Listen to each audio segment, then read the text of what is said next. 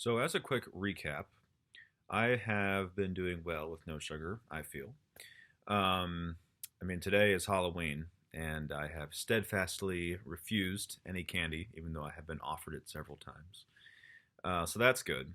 But I feel as if I have replaced the sugar vice with the fat vice. Now that I can't have any sugar, I have been filling in that space. Nature abhors a vacuum with fat, and consequently, I have hit a plateau with my weight loss, which is one of the biggest reasons why I started this whole no sugar thing in the first place.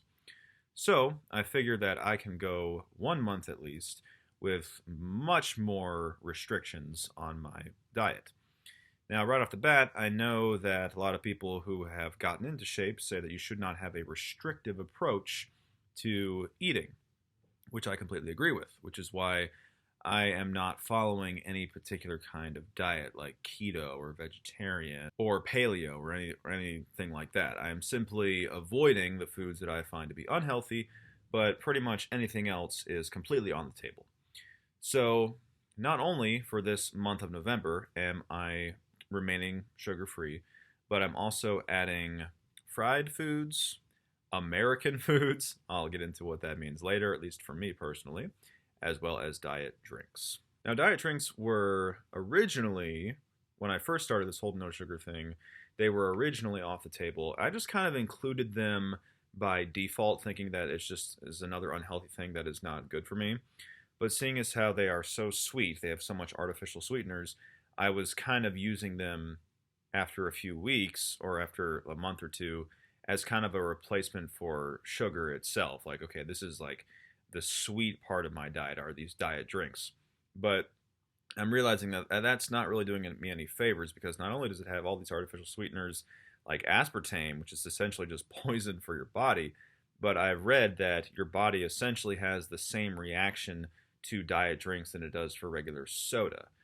I don't know how much merit there is to that, but at least that's just what I've heard. So the reason why I'm only going a month is because as of right now, I don't exactly have the confidence in myself that I can include fried foods on my list of restrictions for the rest of the year till the end of July. I would like it to be that way, and hopefully by the end of November, I'll have more confidence in myself and actually be able to continue this period of abstinence from those particular kinds of foods.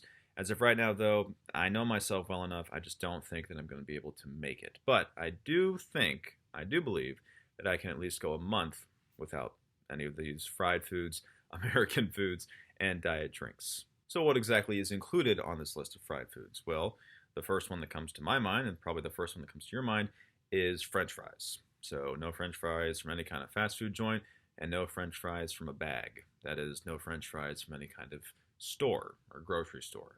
Number two, fried chicken. So no more McNuggets.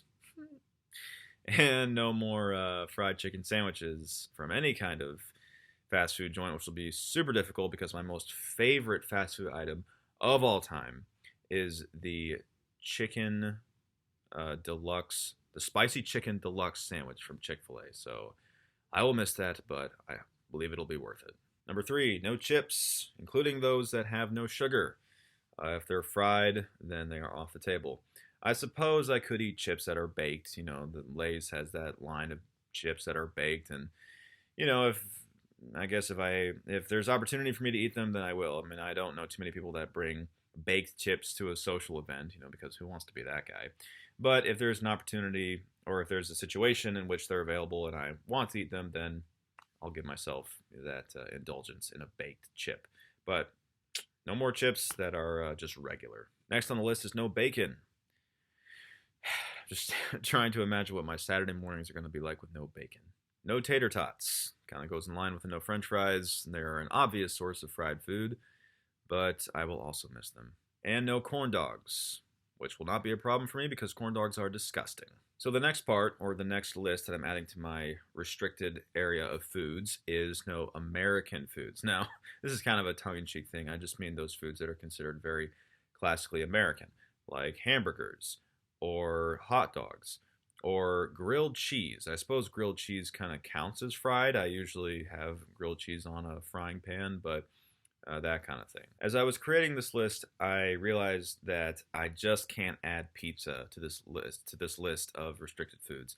I'm sorry to say it, but I just don't see myself saying no to pizza. Maybe sometime down the road, if I successfully complete this month of staying off all these fried foods and all these high fat foods, I can say, okay, I am comfortable with adding pizza to this list, but as of right now, I just don't think I'll be able to say no. I feel like I need to give myself one little area of wiggle room in order to be entirely successful.